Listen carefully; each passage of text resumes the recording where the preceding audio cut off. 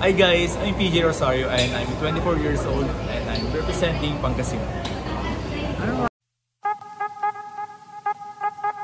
This is your first time to join National Pageant? Yes, first time ko kaya medyo kinakabahan. Oo. So, aside of course sa premyo, no, anong nilook forward mo sa competition? Yung community ng ng pageant industry, kasi narinig ko, pagkarinig ko lang naman, madaming opportunities and sobrang laki ng community ng pageant. So, feel ko makakatulong din siya for my career, hindi lang sa pag-acting, pati na rin sa social medias ko and sa mga bagay-bagay na darating ka. Sino nag-encourage sa'yo na mag-join ng Mr. Grand Philippines? Actually, ako lang, sarili ko.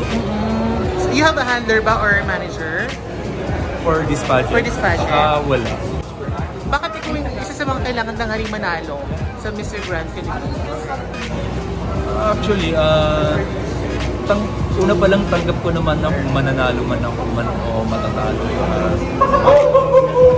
Gagawin ko lang yung best ko para sa pageant mo.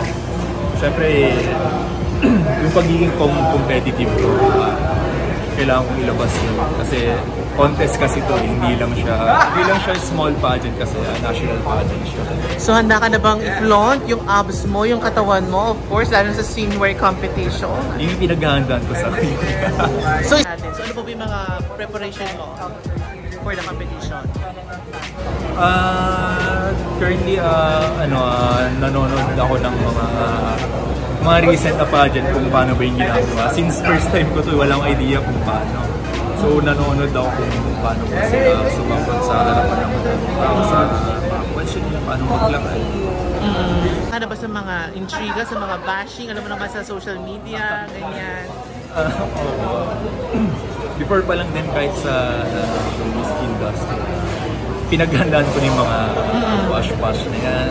Lalo nung okay lang ba? Lalo nung kasi, nung during election, gumanap ako batang BBM sa content ng Vincent. Talaga?